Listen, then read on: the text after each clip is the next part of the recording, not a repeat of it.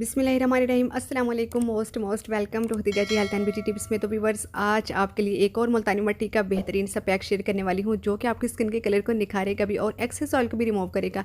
तो बहुत ही ज़्यादा ज़बरदस्त और स्पेशल होने वाली है आज की जो रेमेडी है। तो चलते हैं रेमेडी को स्टार्ट कर लेते हैं। रेमेडी को स्टार्ट करने से पहले मेरे चैनल को सब्सक्राइब कर लीजिए ताकि मेरी आने वाली तमाम तर वीडियो आप तक आसानी से पहुँच सके। तो चलते हैं वीडियो की तरफ। सबसे पहले हम एक नीट एंड क्लीन बॉल ले लेंगे और फर्स्ट इंग्रेडिएंट जो हम इसमें ऐड करने वाले हैं वो है मुल्तानी मिट्टी। मुल्तानी मिट्टी आपको बाजार से पत्थर फॉर्म में भी मिल जाती है। घर लाकर आप इसे आसानी के साथ पी सकते हैं और पैकिंग की फॉर्म में भी आपको मिल जाती है।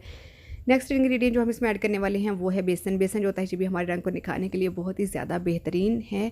और मुल्तानी मिट्टी जो होती है ये भी हमारी स्किन के ऊपर ग्लोइंग लेकर आती है, हमारी स्किन को टाइट करती है और जो एक्सेस ऑयल होता है इसको रिमूव करती है। ऑयली स्किन वालों के लिए बहुत ही ज़्यादा बेस्ट है ये वाली रेमेडी। दोनों चीज़ों को अच्छे से मिक्स कर लेंगे एंड उसके बाद हम इसमें ऐड करेंगे हल्दी पाउडर 2-3 चुटकी। ठीक है, तीनों चीज़ों को अच्छे से मिक्स कर लेने के बाद इसका जो सॉफ्ट सा स्मूथ सा हमने पेस्ट बनाकर रेडी करना है वो करना है रोज़ वाटर के साथ। रोज़ वाटर जो होता है ये भी हमारी स्किन पर एक तरोताज़गी लेकर आता है, हमारी स्किन फ्रेश होती है। रोज़ वाटर जो है वो आपने थोड़ा थोड़ा कर ऐड करना है, एकदम से अपने ऐड नहीं कर देना है। इसकी कंसिस्टेंसी का खास तौर पर आपने ख्याल रखना है, बहुत ज़्यादा रैनी नहीं होनी चाहिए, ना ही बहुत ज़्यादा थिक। लेकिन अगर आपकी कंसिस्टेंसी पतली हो जाती है तो आपने क्या करना है, थोड़ा सा मुल्तानी मिट्टी और बेसन जो है वो थोड़ा और ऐड कर लेना है। अगर बहुत ज़्यादा आपकी कंसिस्टेंसी जो है वो थिक हो जाती है, हार्ड हो जाती है, तो फिर आपने इसमें थोड़ा सा रोज़ वाटर ऐड करके इन तमाम चीज़ों को अच्छे से मिक्स कर लेना है। और आपका जो पेस्ट है उसकी कंसिस्टेंसी जो है वो बहुत ज़्यादा स्मूथली सी होनी चाहिए, फाइन सी होनी चाहिए।